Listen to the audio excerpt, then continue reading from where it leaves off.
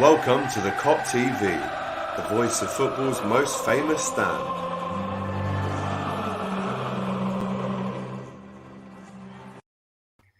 Good afternoon and welcome back to the Kop TV, the voice of football's most famous stand. I'm here with the one and only James Redmond. Make some noise for yourself, fella. How are you? Hola, mis compadre. Ese is me llamo Jaime. Lads, you want me to tell you what's mad yet? One time when I asked for my name in Spanish, right? Get on this.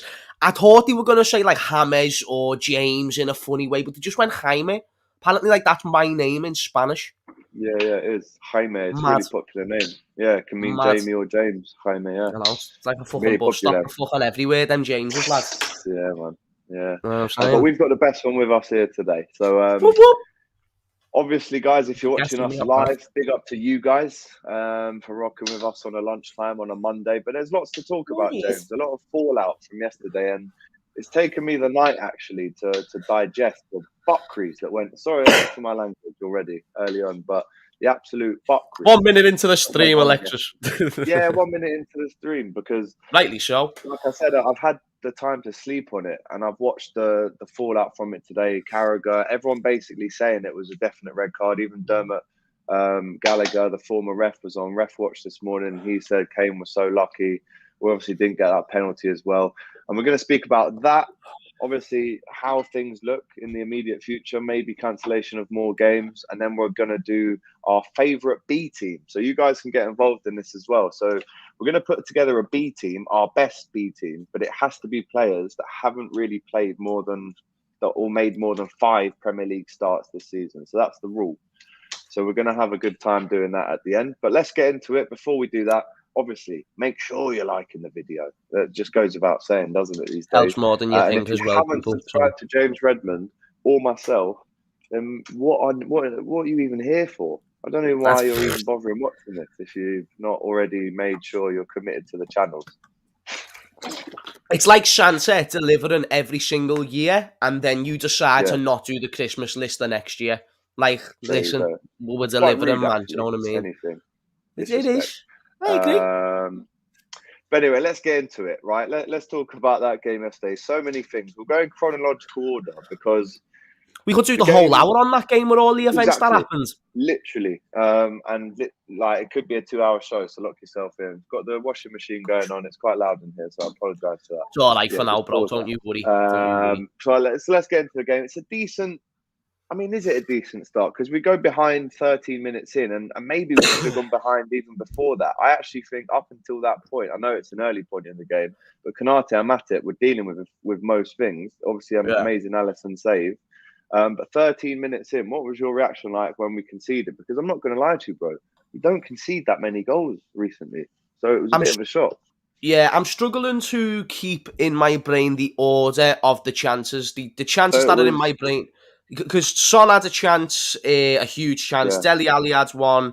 Kane had a couple. Like, there was just a few where it was very easy for them to get in behind our defence, which I think when we've conceded this season, Brentford sticks to mind, Brighton sticks to mind. Like, they're the type of goals that we concede. We just get caught on the break, or our press will get broken. And then once that's been broken, the teams just go through on goal. I thought we deservedly were 1-0 down. I thought Spurs had not only the much better half, but the much better game. But on the first half alone, I just don't really see where...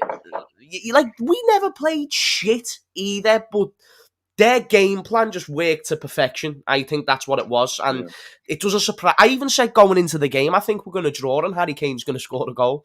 But not because we're shit, but because just a combination of things like COVID happening and losing the odd player here and there. When I found out Henderson and Thiago weren't there, I thought we were going to lose, to be honest. Just because of how important they are to the team. You've lost literally the thing that keeps the team together. And Fabinho as well, that's exactly the point that I was going to make. Like, all of them are important for their own reasons. But I think that, especially that first half, was screaming Jordan Henderson. Because there were so many moments where the midfield was very open.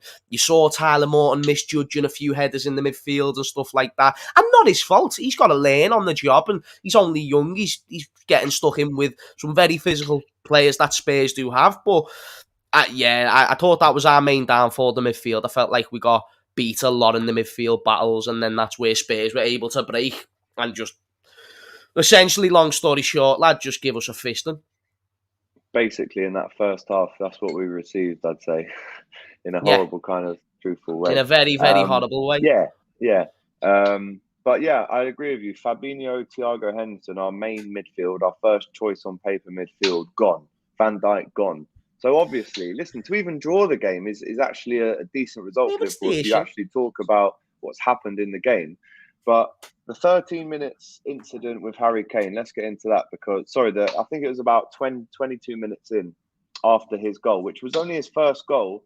It was his second home goal of this. No, his first goal at home for 9 months, which is just unbelievable if you're Harry Kane. He's only scored 2 goals this season. So I knew he was going to score, him. But he was always going to score against us. That's just how it goes. I've been saying it all week that Harry Kane's going to score. And then there's some people who looked at me like I'm a madman.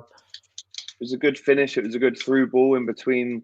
I think it was Konate and Robertson. They found that tiny, tiny little gap. And when it's someone like Harry Kane, you would expect him to score from there.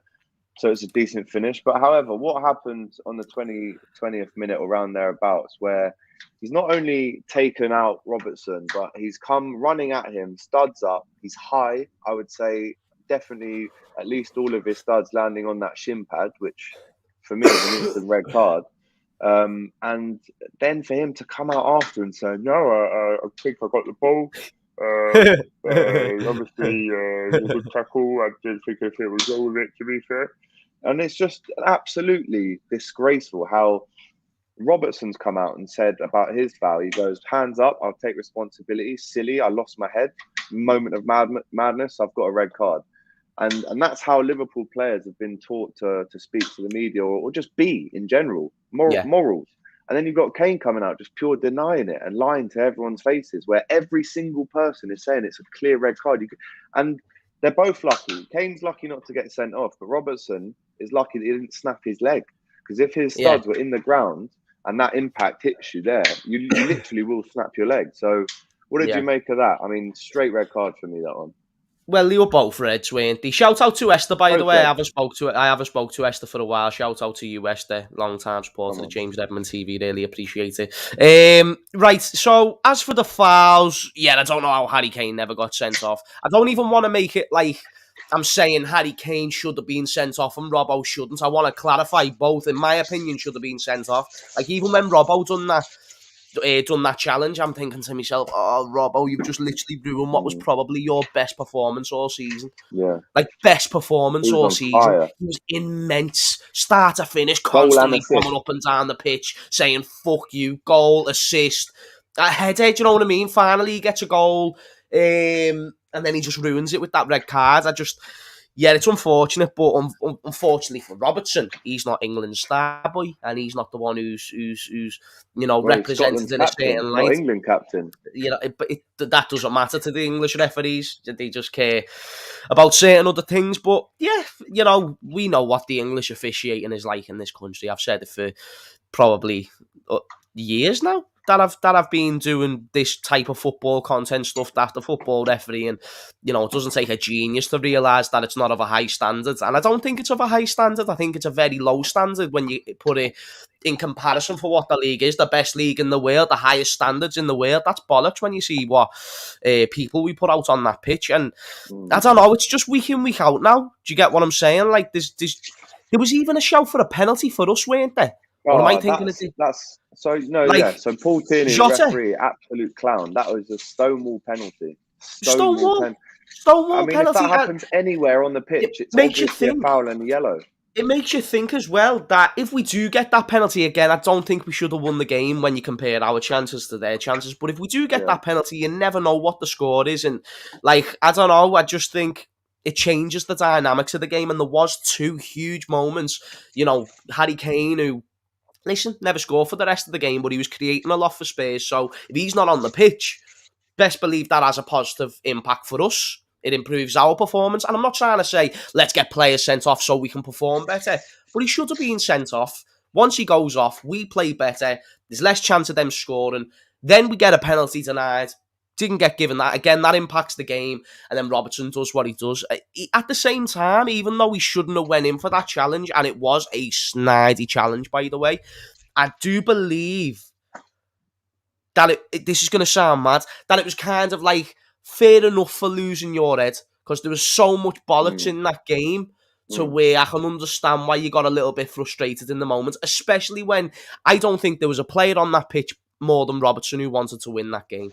Just, actions speak louder than words, and the work that Robbo was putting in that game, I think that 3 points meant the most to him. Not that it didn't mean anything to the other players, but to him, he wanted it, and when he got sent off, I think that was a moment of frustration and not necessarily intention to really hurt him. It was just more fuck you in the moment type of thing. But I don't want to make it seem like I'm saying Robbo shouldn't have been sent off. He should have, but I can kind of understand why he lost his head.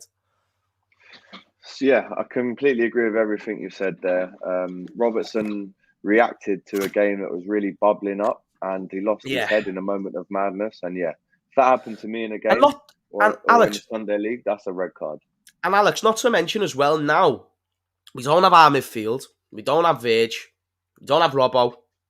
Like, there's a lot of players who are out now, and Robbo's a huge part to our system. So that's a huge mate. And you know what? The way Robertson's been playing recently, like, that, I haven't even been bringing up Kostas. Because Kostas doesn't bring the energy levels that Robertson does. There's elements to where he's technically better, but he's not as explosive, he's not as persistent.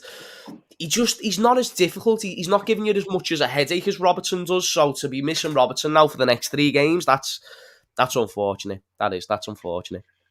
Yeah, I wanted to show you a post that I put out last night on Instagram. I'm just going to share the screen here and get some of the replies from you guys. So I put this out. I said, sum up the current state of Premier League reffing in one word. There was appalling, helmetism, joke, abysmal, shit. If I say that one word, Instagram will ban me. Fixed. England's captain, no surprise he gets protected. Inconsistent. COVID. Incest is one of them. Shite. Rubbish. Shocking. Rat. Disgraceful. Corrupt. Ridiculous. Horrendous. Rubbish. Scumbag. I mean, so that's how the Liverpool fans feel. And then when you see Kane come out and say, "No, I've got the ball," I don't know. It rubs it in our faces. I can only assume. Does he think we're blind? I can only assume that he actually thought he got the ball. Honestly, because I don't know how you can be that stupid otherwise to suggest otherwise. Like, how do you say that you got the ball? And to be in denial, he mustn't have watched it back. Because if you're someone who watches that back and then still says to myself, right, before this interview, I am still going to deny. You have to be a next level shithouse. I don't see Harry Kane as that. He's a shithouse, but he can't be that much of a shithouse. So what I think is that he hasn't watched it back and he's came out and genuinely believed that he got the ball. He said, I haven't watched it back yet. Which so it doesn't surprise me. About a tackle that you've not even watched back. Because he probably genuinely thought, it doesn't make it better, but he probably genuinely thought that he got the ball. That's what I think. Seen this as well, right? Apparently this is Paul Tierney himself last night in a service station in Chorley. Yeah. And apparently, again, look, you can see him there with his mask on. I think that's KFC or McDonald's or something. And apparently he admitted that Harry Kane's tackle against Robbo was a red card if VAR had asked him to check it. And apparently he was about to give a penalty to Tottenham for a foul that Robbo did. Whether that's true information or not, but because I got it, I wanted to share with you guys, and you guys make your own mind up. Well, that goes to show that it's not all Tierney's fault. It's not, because human error is a very basic thing. You can misjudge a tackle or you can misread a tackle. But that's when you've got to rely on the people in the office. And to be honest with you, mate, it looked like that. They ordered food about half an hour before the game, and the food came in that moment. Because they weren't there, they weren't looking. They must have been playing Fortnite or something like that.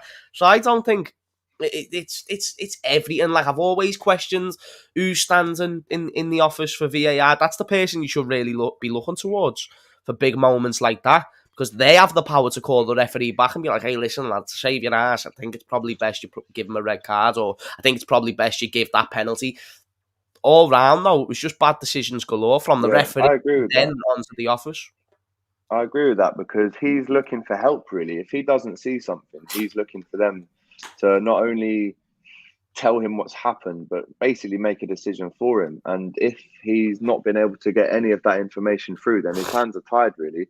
But if you give a yellow for it, I think just because of the pure nature of the tackle. And obviously he was looking at it from behind. So if he was maybe side on and saw how high up he caught Robbo, I think he runs straight to the screen to have a look. When Robertson did it, the screen was just there anyway, because it was only on the side of the pitch. So all he had to do was kind of arch his neck and he was watching the screen. Because the Kane one happened right in the middle of the pitch and he didn't have the best view, for me, you give the yellow, or you look at this, because if you give the yellow, you can't go, well, you can take it back, obviously, but once you've given that yellow, you've made your mind up that it's a dangerous tackle. Otherwise, it wouldn't have been a yellow. And if it is him running at him, studs up, hitting him at that height, then you go to the screen and look. And for him not to give the penalty as well, you're saying, well, Jota waited for the challenge. Jota was composing himself to have a shot with his left foot. And if you look at it back, Jota, as we know, is very good in front of goal. I reckon he scores that across the keeper. But to do that, you can't just do that whilst you're sprinting. You have to compose your body, lift your leg back and shoot. So you are going to take a split second to maybe compose yourself. And he was saying he was waiting for the contact, which is an absolute joke. We were kept in that game by Alisson's amazing saves. And then obviously we go ahead through Robertson, and then Alisson makes that mistake. And in my instant match reaction, I said, the ref, Robertson's error and Alisson's error have cost us the game. Would you agree with that? Yeah. The best players in the game ended up costing us the game. Yeah. Weirdly. That's weirdly, because I honestly I thought Robbo, Alisson, maybe Trent was all having a shout for the man of the match, or all of them. I thought Robbo and Alisson were ahead in the pecking order for completely different reasons, and then the stuff that they did cost us the game. It's a weird one with Alisson because I genuinely think he's the perfect goalkeeper on his day. I think he can do everything. It's just these mistakes that he's had in his game for the best part of a year.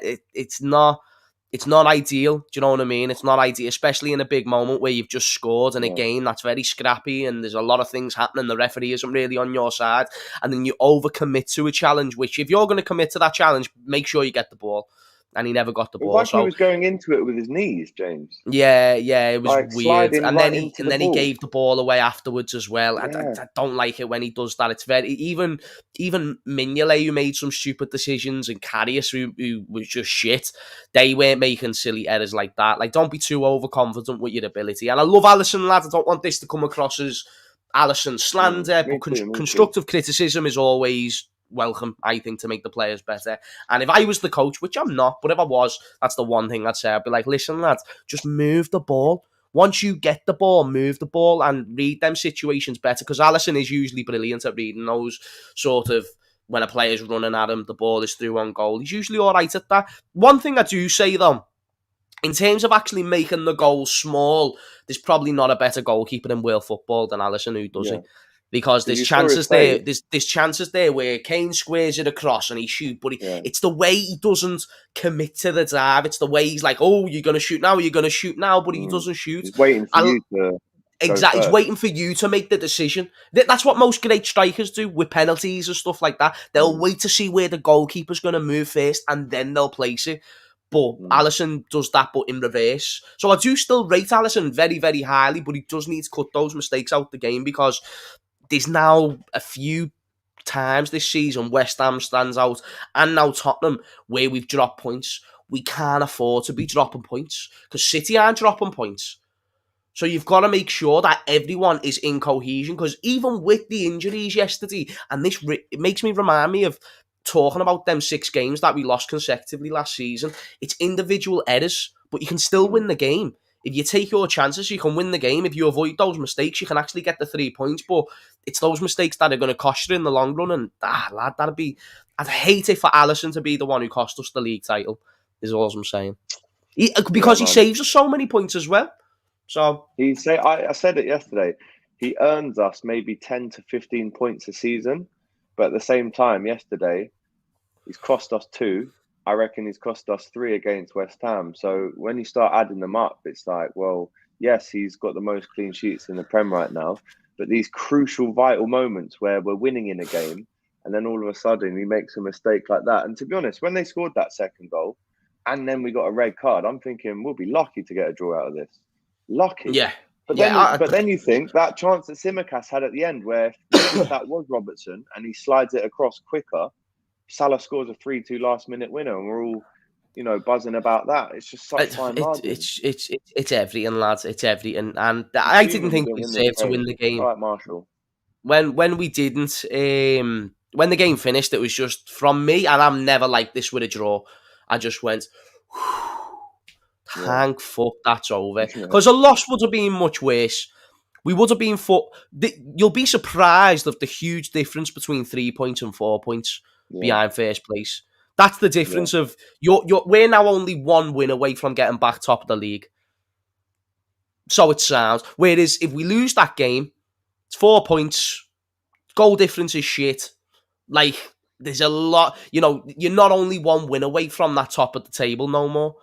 Sounds very basic, but it's actually huge. I don't think people understand how important that point actually was in hindsight. The 3 points would have been much more ideal, for sure.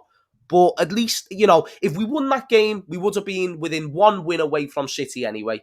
Or 1 draw, I suppose. But you don't want to draw games anyway. And now we're still in that same position. So it's not as bad. And everyone's in the same position regarding COVID. So I'm not going to be writing us out of the title race. I'm not going to be saying, Alisson needs to be dropped for the Irish Iker Casillas. Alisson is still, my opinion, best goalkeeper in the world. But he does make a few mistakes, which he needs to swerve. Back four, very happy with. Midfield, it was very changed. We're not going to really see that midfield. Do you know what? I want to talk about James Milner, because I love James Milner, lad, but he frustrated me so much yesterday. Like, so defensively, I thought he was brilliant, but there was so many times offensively where certain he went for like 2 or 3 long shots, which I didn't want him to do. He went for long passes, which was stupid. Keep it on the ground and move it quicker. If that was Jordan Henderson, not James Milner, Jordan Henderson makes the right decisions, which could end up Liverpool getting 2 or 3 more bigger chances in the game. He did make some silly decisions, committing to positions that just was very strange, going too far out wide at times when he was supposed to be in the centre. Then we get caught on the counter-attack. But when he moved back, he was good. So I don't want to completely shit on James Milner, but he was maybe the most frustrating performance out of yesterday for me. Mitchell makes a good point here. He says, I find it so hard to have a go at these lads because of everything they've done. And we don't enjoy it. Like, we're not sitting here saying we're happy doing this. But, when players on that kind of level and that they're getting paid that kind of money, not that it's hard to bring money into the argument because it doesn't make you happy, or it doesn't, in my opinion, make you successful. Like, idiots have loads of money. Do you know what I mean? So when you're playing at that level and that consistency, and you're representing all of us who are paying so much money to come and see these guys, and then they make a mistake, you have to expect that there's going to be some kind of questioning about why those things happen. So, but none of us like doing it, Mitch. Trust me on that one. Todd says James is an Everton fan, low key. I'm not too sure about that one. That's pretty. I also have 4 legs, 4 legs, 4 eyes, 4 legs, and 2 mouths. Ask your ma. Alisson says he saved us a loss. No, and that's the thing. For all the bad things that we mentioned, we have already mentioned Alisson. Not only has saved us in this game, but many, many games previously saved us as well. We don't have a Champions League without Alisson. We don't get out of the Champions League group stage without Alisson, Becker. So this isn't me. This Champions League without his header.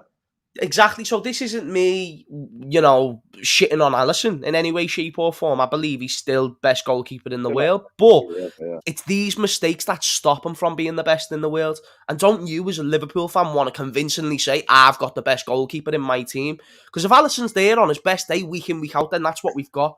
So we're allowed to call out these things where we mention a mistake. Because,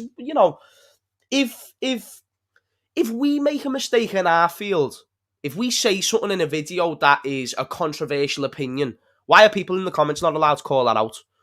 Like, Ronaldo's... Like, say if someone says Ronaldo's still the best player in the world, right? Probably wrong. It's all up for opinion, but you're probably wrong. I think you're wrong. So I'm allowed to say that I think you're wrong for this and this and this reason. So when Alisson makes a mistake, I'm allowed to say, when he done that weren't smart, and he needs to cut that out of his game, otherwise it's going to impact his overall, the way people perceive him. Do you know what I mean? Yeah. And it's going to impact our points. So that's the only reason why we bring it up. If we saw these people tomorrow, they're our heroes. We're going to go over. We're going to ask for a photo. We're going to probably try and get a question out of them. What's your biggest moment? And just see what they're chatting. Do you know what I mean? Speak to them like the boys. But so this isn't me being two-faced. We're allowed to constructively criticise these players, in my opinion. Fair But enough. that's just me. No, I totally agree with you. Sean Creighton there earlier just said he wasn't impressed with KTS today. Some more comments coming in here. The midfield, the whole midfield. I thought midfield KT was was maybe poor. the best out of the three of them. I thought Milner was so ill disciplined. Someone just used that in the chat, and I thought that was a great way to describe James Milner. He looked like the youngster. Do you know what I mean? Man. He looked like the youngster. So Morton, again, just needs to improve his reading of the game. I thought Naby was the best of the three, but still nothing special. Some really funny comments here. Let's get through them. Tottenham, the first team in history to go out of the Champions League, Europa League, and Conference League in the same season. Deserves a clap, that nothing club. Big up to you, Antico. Saw you on Twitter last night going mad at the ref. Brad the Lad, interesting this one. Hello, lads. I'm a Manchester United fan, brackets unbiased. I thought Kane deserved a red. Robertson's was a yellow. He tries to kick the ball and takes him out, and we should have had a penalty. Do you know what? That's very unbiased. I think Kane. No, I can understand what Brad's saying because I think Kane's was more of a red than Robertson's, but I think they were both reds. But I can get what he's actually saying there because with Robertson, it's weird. Like he went round a minute, but like weirdly, there was still a sort of like I thought the way I saw it was it weren't a full genuine attempt to get the ball, but I thought he was actually trying to whack the ball out of play. It was clever. Like that's because the ball was there and he wraps his leg round to try and whack it out. So he's actually made contact with him, saying. like on his hip. Yep, whereas Kane, that was full, I am going for your ankles. Like, I am going to take you out. And if that was an attempt for the ball, he needs to be told by his coach, and that is not how you go for the tackle. Because, this is, again, VAR, their famous quote is clear and obvious.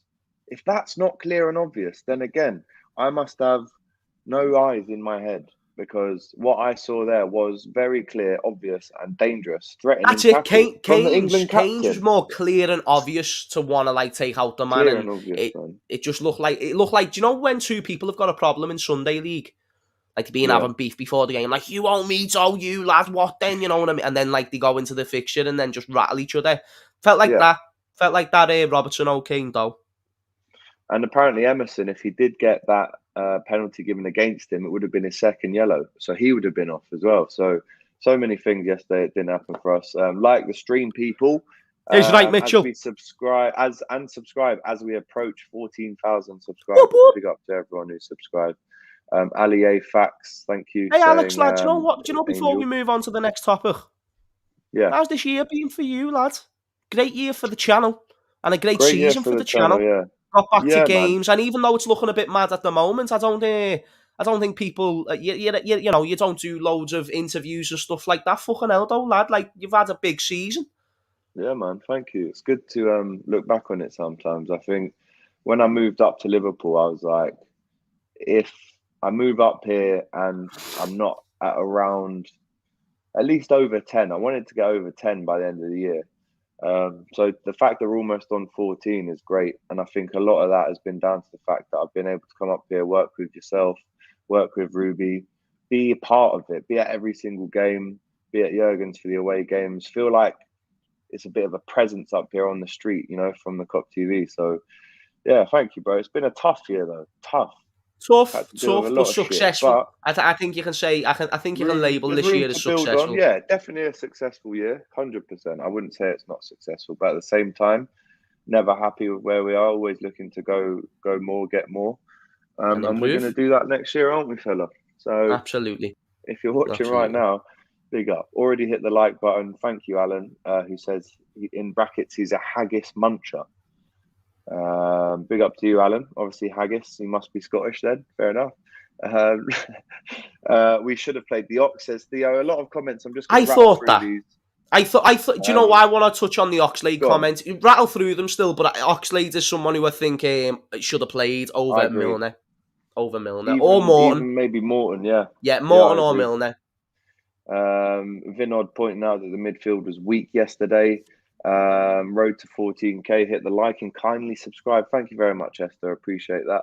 We'll support. Esther's Liverpool, a legend, by the way. Can I just say, Esther's a proper big sweetheart. Like always comes into my channel. She's a legend, man. So big up yourself, Esther. Big up Esther honestly. every time, man. Really good. I want to make sure she knows that I James's appreciate quality it. analysis again. Oh, my Joseph, G's like he's Joseph. actually watching He's from right. Nigeria as well, Joseph. Fuck So off. love that. He's Yeah, like man. Joseph, lad. I don't You know what know, time it is, but fair play. yeah, big up Fair to you. play. Kevin Cooper's also watching from China. Remember we spoke about him last week. Oh, Big shit. up to Casey. Oh, Alex shit. James, can you talk about Salah's? Well, let's not talk about that. We've got too many comments to get through. He was invisible. He was invisible. Yeah, I mean, He yeah, was poor. here's what it is. He defo was poor. Hello, people, says Solomon. Morton was shocking. He shouldn't have Solomon. started. Bit unfair for his first start. Why was Mane brought off? He played well. I wanted to just get through a couple other comments here before we move on to the next point, which is talking about how COVID is going to look for us in the next couple of weeks. Yep. You can't be Liverpool's number 8 and back out of a 50-50. Alex puts his body on the line for Sunday League. Why can't he for thousands a week? Do you know what, Sean? I ask myself the same thing every bloody day, mate. Why can't I get paid all that money? I'm slogging my guts out on Norris Green every Sunday for the Shield Park. Yeah, it's a good point, Sean. But I think what he's talking about here is that tackle where he got elbowed. But I wouldn't say he's backing out of tackles. I think Naby Keita, with his injury record, I wouldn't want him to be going and getting injured in these things, which is a poor kind of excuse. But you know, let's not hate on Naby Keita. I think it's his best season he's ever had for Liverpool, so he's only going to build on that. And especially when we start mentioning the B team at the end of this video, he might have a role to play there. Andy Robertson, typical Scottish temper, should have been a pen. If Trent doesn't hit his shot cleanly, he probably scores. Yes, that's true. That's very true. It's a great save there. Do you remember when Alisson scored against West Brom? So James Crocky, who's got an Do I remember when Alisson come on, scored mate. against West Brom? Of course I do, and it was the greatest moment of my life. Thank you for letting me remember that for 1 second only. Big up to T-Boy. We obviously met him at Jurgen's last week, didn't we? Oh, shout out to Tyler, man. Shout out to Tyler. Solomon says, great year for you. With a picture of you as his picture, James. So that's when you Solomon's a legend as well. He's a Man United fan, man. but he's one of the custody Man United fans. Big up. Alex, Love content Solomon. is fantastic. Thank you very much. Esther saying, nearly at 14k and you have a sponsor. Take a bow, Alex. Love that. Marshall says, I love this channel. It's up there with one of them slept on channels. Always great content. Thank you, everyone. It's very nice in the comments today. Right, let's talk about the next thing. And this is going to happen as well. The Kop TV and James Redmond Executive Box 2022. Trust me. Let's talk about the next thing that we wanted to talk Mitchell, about. you're having a bevy with us, lad, don't you, buddy? Yeah, definitely. A little lunchtime there. Love that. Let's talk about the fact that, James, unfortunately, we might have to go maybe behind closed doors again, but maybe just cancelled or postponed. I mean, there is an emergency Premier League meeting happening today where I'm guessing representatives from every club will be on a Zoom call or they'll meet today or whatever and discuss how it's going to look going forward. And then the government will obviously have a say in that as well. I mean, everyone thought we were past these things, but I think if something like this was to happen again, we're in a much better place to deal with it than we were at the start of lockdown because we didn't know what to do. And there's a big argument that the government still don't know what to do, which I would agree with. But if there is games cancelled, James, for instance, Leicester on Wednesday night, obviously got Leeds on Boxing Day. That'd be shit. How is this going to affect Liverpool? We can talk about the league in general, but this is a Liverpool channel. So how will it affect us if we have to go behind closed doors again? No one wants in a bad way. In a bad way. I think we're the better team with fans. I know it sounds cliche, but I think we're one of the teams in the league who are better with fans. I think we genuinely thrive off it. Even though I don't think the atmosphere in Anfield this season's been that good. I think it's been one of our worst. Honestly, I think overall it's been one of our worst seasons in terms of atmosphere.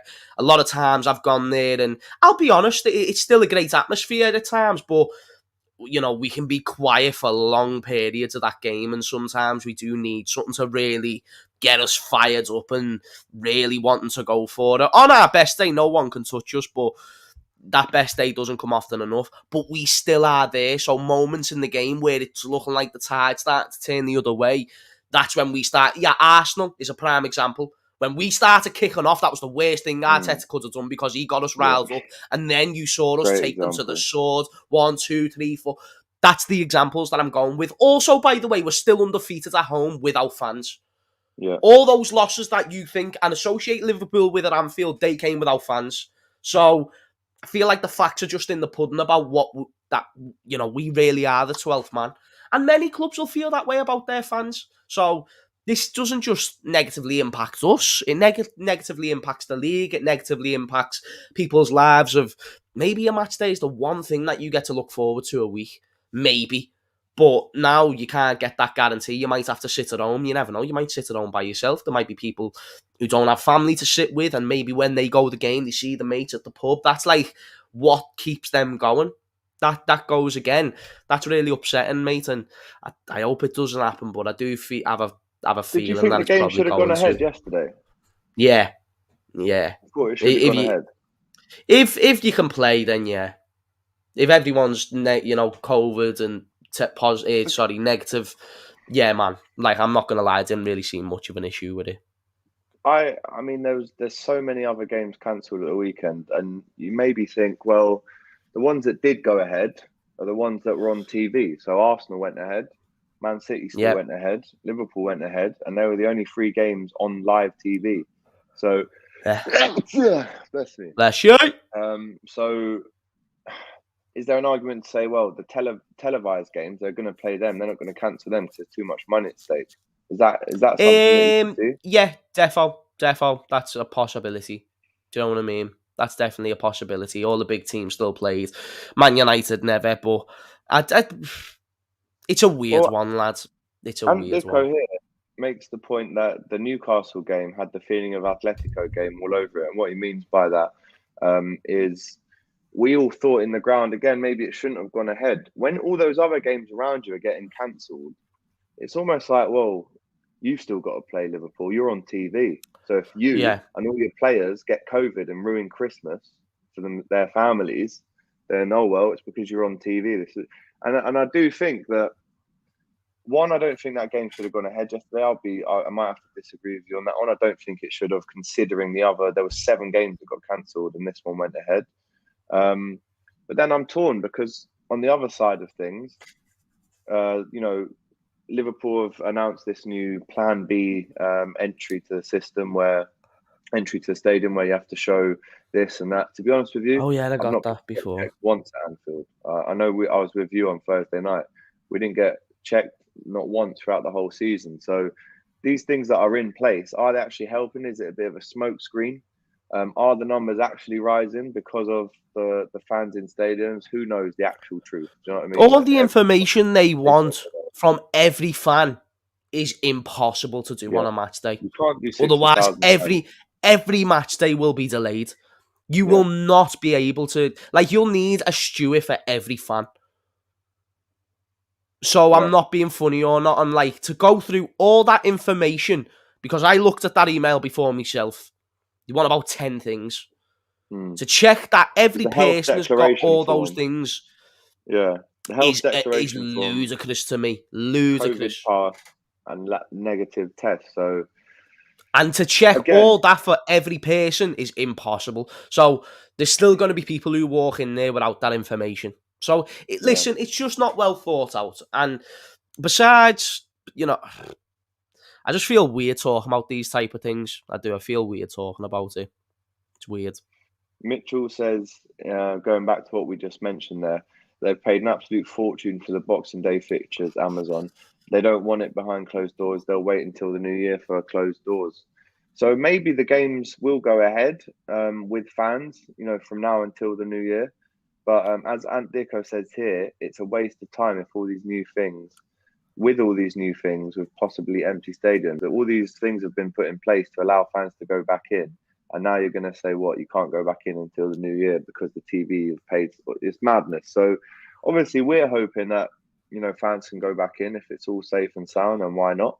Honestly, the reason why I said the game the other day should have went ahead is because of everything that I've mentioned about what a match day is to people. And at the same time, I do believe that people should have a choice to do what they want. So if you are fearful of going out and getting sick, which has always been a possibility even before COVID hit, then you make that choice whether you want to stay in or not. If you want to go out, you want to take that risk, you want to trust your immune system, by all means, go ahead and do that also. I think it should be a choice to be able to do what you want to do, and a group of people shouldn't be allowed to enforce that decision for you. If you are fearful, stay in. If not, live your life. That's the way I think of it, and that's where I think society get a bit lost about what this world is supposed to be. It shouldn't just be dictated by a group of people. man. So that's me. No, listen, everyone's saying they agree with you. Kane is a Tory according to Winnerpool. But yeah, we can't live in fear forever. But let's move on then to the final bit of Hot Kopics this week. We thought because of the fixture pile up, the cancels, the postponements, we thought we're going to have to rotate a lot. AFCON's coming up too. So let's try and put together a team, a B team, that could actually compete in a Premier League situation. So the only rule is, to be in this B team, you can't have started more than 5 Premier League games this season. So it probably rules out maybe Ox. I'm not too sure, but let's give it a go anyway. So in goal, and let us know in the comments if you agree. But in our B team, who's in goal for you, Jane? It's got to be Kelleher all day long. He's a good goalkeeper, someone who had trust between the sticks. If Alisson kept the bad form going, I wouldn't hate Kelleher starting over him. I don't think Klopp would do that, but as a backup goalkeeper, I trust Kelleher very, very much. Everyone's going for Kelleher as well in the comments. And you're not going to go with Adrian. Well, he's the other option. If you go with Adrian, you're expecting the worst, really. What about Loris Karius? Do you feel sorry for Loris Karius, bro? No, I do.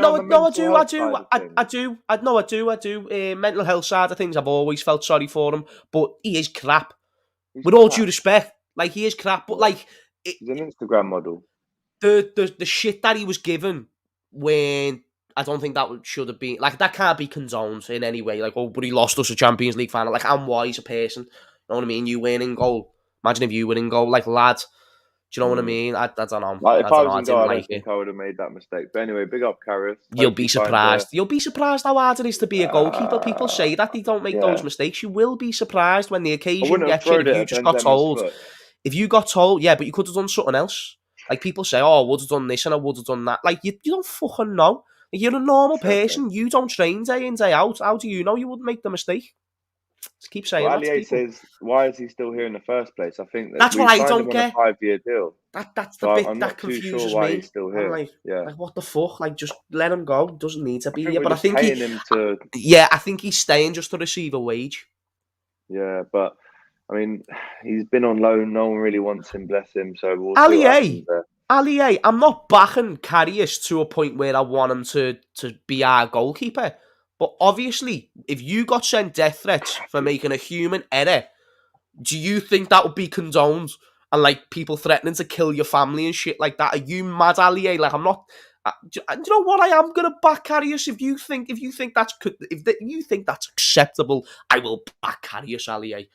What a disgrace! What a disgraceful thing to say. Stop backing Karius. Right, we need to support each other. Yeah, no, I agree with you, bro. I agree with you, but he did lose us that final. But big up Karius, even having said that. Right back. Nico Williams. Yeah, and I don't think there's no debate. I think Nico is pretty clear, to be honest. I think he's a great right back this season. Improved his all-round game. Attacking first. My man. Yeah. Everyone's going for Nico. In the middle, then. Now, this is where it could get a bit techie. How many games has Karate started? I think it's around 4. And I think Gomez has maybe started 1 or 2, if that. So do we go with them? We go with them, but if Karate started more than 5 games, then you put in Nat Phillips. I'm just going to check it up this season for Kanate. How many? There's some people shouting Connor Bradley at right back, but I'd easily go with Nico. I'd go with Nico all day for sure. But Connor Bradley, he's still got to chuck his name in there, I guess. Ibrahimo Kanate this season has played 9 games, 6 in the Premier League, and you would have thought that maybe out of those 6 games he started all of them. Hang on, here we go. So started centre back against Palace, He played the 9, so he's played 1, 2, 3, 4, 5, 6 games that he started at centre back. So Konate can't play. So it's Nat Phillips and Gomez. So What I it's would Nat have done, Phillips and Joe Gomez. what I would have suggested if we could have kept Konate, is Nat Phillips and Konate, just because they've played more than Joe Gomez this season. But that's just an outside shout, I think, to leave Nat Phillips just based on pedigree of what players have done. Nat Phillips has been a better centre half than Joe Gomez in the past year. Yeah, regardless, whatever the 6, reasons. And been on the bench 12 times this season, Konate. So he can't be in. Yes, Nat Phillips has come out and said he wants to leave in January, which, I'm gutted about, to be honest. Obviously, wiping tears away there. So thanks for letting us know about that. But Phillips and Gomez, it is at the back. Natty Phillips and Joe Gomez. And then, again, left back's difficult because how many games has Simicast started? That might be 5 or 6 as well, James. Nah, he definitely will have. He'll have played 5 or 6 games. If Konate has, then I don't understand how Costas hasn't. And if that is the case, do you go with James Milner? Wow, I mean, at that age, can you go with James Milner? There's no one else. Difficult. There is no one else. Let's have a look at Costas Simicast this season. Or Owen Beck, but I'd rather go with Milner.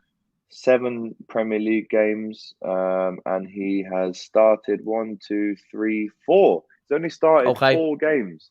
Well, if he starts at 4, if he starts at 4, he's obviously in. Some people shouting Owen Beck. I would have put James Milner above Owen Beck, but fair shout. He'll be a good player one day, I think.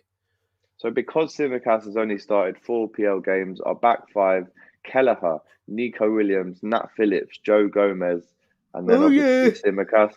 In the middle, this is where it gets difficult because... Fuck. Who do you Tyler play? Morton?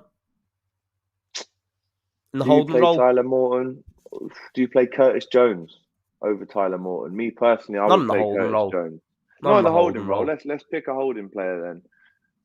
Do you know what? I feel like the only shout is Milner or Morton. T-Boy going for Milner. So if we did play Milner holding in the number 6, could you then have the Ox and Curtis Jones? Yeah. Can Ox play? Let's have a look. This is what I'd do. This is what I'd do if I can have Ox lead. I'd go with Naby, Ox, Milner. Naby, Ox, and Milner. Naby, Ox, Milner. Yeah. Again, Naby might have started more than 5. I don't think he has. Check that. What about now. Harvey Elliott? Oh, now you're talking. Someone that we forgot about Harvey completely. Elliott. You know what? So Alex Oxlade. Go on. You look at the appearances first. So the Ox has played this season. He started 4 games. So if we wanted him, he could be there. Who started 4 games? The Ox. Okay. What about Naby? Check Naby. Let's go on Naby. Because there's a few shouts here, for the second team. Because really, as we all know, Harvey Elliott was all of our first choice midfielder for the first 5 games at least. Because how well he played. When was Leeds? How many games into the season was Leeds? Like 4 games in. He started every game until then. Yeah, man. The only 3 that you need to check here, if they're eligible, is Keita, Ox, and Elliott. So Ox is eligible. I'm confused about the other 2. So Keita's made 9 appearances in the league this season for us, and he has started. He has started 1, 2, 3, 4. So he started 8 games. So Keita can't get in there. So Keita can't get into the team. Keita can't. So at the minute, I apologise in advance for me dog in the background as well. By the way, right, mate. We can have Ox. We can have Milner. And do you go for Elliott then? Right. Ox, Milner, Elliott. Yes. I think Curtis Jones misses out for me. And Elliott. There we go. Dixon Bonner is a shout. Obviously, please be quiet. Harvey Elliott is there.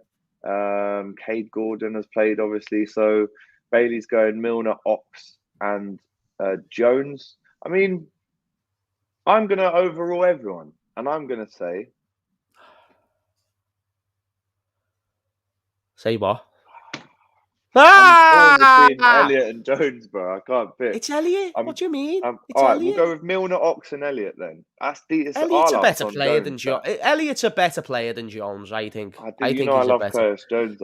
I love Curtis Jones. I think he's a baller, but that doesn't mean me saying Elliott's a baller doesn't mean I'm saying that Curtis Jones is shit. Because I think they're both brilliant. I think we've got two top-class youngsters there. But if we're asking for this 11, that's the midfield three I go for. Elliott, Ox, James Milner. Elliott, Ox, and James Milner. Remember, you can't get in this team if you started more than 5 PL games this season. Obviously, Elliott is injured, but this is our favourite B team. We're not saying on current form. And plus, he's back soon. And he's back. Milner in the 6. God forbid, says Hassan. Big up to you. And Dicko doing the dog emoji. To be fair, I can also hear my dog over there. But he's asleep, so try not to be too loud. So that's our midfield. The team so far, just to keep everyone updated, is Kelleher, Shimmerkas, Nico, Nat, and Gomez. And then the midfield is Milner, Oxlade, and Harvey Elliott. And then the front three will be, in my opinion, Divock Origi. Divock Origi starts up top. Minamino starts for me. You can't have Jota. Is Firmino eligible? Has he started 5 games? Has he started 5 games? Because Jota has started a lot of games this season. He has. Yeah, Jota's out completely. Let's see. Bobby Firmino, Premier League this season. Obviously, Kate Gordon's a shout, I suppose. Kate Gordon is there. So he's had 10 appearances in the league this season only. How many of those have started? And in terms of starts, he has made 1, 2, 3, 4, 5, 6, 7. Started 7? Yeah, started Firmino. 7. But obviously, he has been out with a hamstring injury for 1, 2, 3, 4, 5 games before the Newcastle and Spurs game. I thought it was going to be less because he weren't even starting at the beginning of the season. Obviously, a hat-trick against Watford as well, 8 games in. So he was having a decent little season until there. Can I throw in a curveball? Harvey Elliott on the right, Minamino on the left, Origi in the middle, Curtis Jones in the midfield. I think you've just solved it, yeah. Have I just solved it? That's a great shout. You just solved it. Have I just solved it? People forget that Harvey Elliott's a winger. It's a winger. And the only reason, to be fair, we know the reason why Harvey Elliott was playing in midfield. We actually know. No, probably because he's good at that. And Klopp noticed, I think he's good there. That is a little bit of a Bosch moment. So just to go through it again, Kelleher in goal, Nico Williams, Nat Phillips, Joe Gomez, Tsimikas. And then remember, this is our favourite B team for Liverpool. You can't have and also keep in mind, we can't have anyone who's had more than 5 appearances, hence why a few players have missed out. So this still technically isn't our strongest B team. So midfield, Ox, Milner, Curtis Jones. Now on the right, you've got Harvey Elliott, Origi, and Minamino. Where does that team? If let's say that team has that they have their own team in the Premier League, where does that team finish for you? I think Jurgen Klopp than a lot of teams. I think Jurgen Klopp could make that team a mid-table side, pushing for Europe. Wow, James. I mean, when you've got a midfield of Curtis, Ox, and James Milner in the Premier League, you're looking at top 8, top 9. Top 10 comfortably. Top 10 comfortably. Anything above that is up for debate, I think. But defensively, I think you've got a great back 4. Relegated. You're a wind-up, Ali, man. I don't think we get relegated. I can maybe understand why people would suggest it, but I think Harvey's like a top-class youngster. I don't think he's just any average player. Curtis, top-class youngster. Oxlade, very experienced. Milner, very experienced. Origi, there's a way in that system you'll probably be able to get him to get 10, 15, 20 goals. And then that centre-back partnership is what I feel most comfortable with in Gomez and Nat Phillips. You've got a strong core there for Origi, Ox. Good spine, you're right. Joe Gomez and the goalie. I think it's a good spine. Everyone with different opinions here. 6th to 8th, 9th. Yeah, I think about 9th, 8th. Something like that. With Klopp as the manager, because the manager has to be a factor. But Yeah, definitely. Yeah, I'd go with that.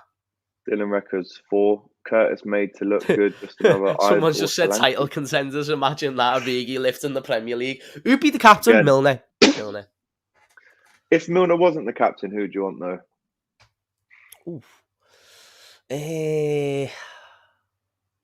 Either I'd go Joe. Ox or Joe Gomez, yeah. Vice. Ox or Joe Gomez. Vice, yeah. Yeah. No, I'll go along with that. Listen, that's our team. Let us know in the comments if you agree with that or not. And Benico, he just says, I know I'm super late and you probably already discussed the referee yesterday. Oh my God. Mate, go back and watch it. Everyone's saying Gomez to be vice captain in that team, by the way, if it isn't Milner. But there you go. That's another episode of Hot Kopics, episode 17. Yes. Obviously, we're waiting now on the results of this emergency meeting within the Premier League. So we're going to see what happens there. And we'll obviously let you know what happens straight away. But James, thank you for another episode, fella. Thank you for having me, my mate, and thank you for everyone who's tuned in. I don't know how many likes that we're on, but I want it to increase by 50% by the time we end the stream.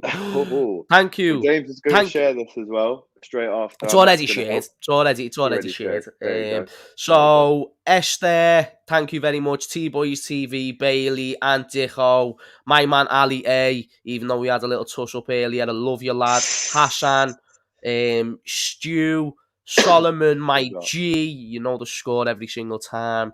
Theo Nido, my G. Probably said that completely wrong. Dylan, my G. Everyone, my Gs, thank you for tuning in. Thank you very much, guys. We will be back.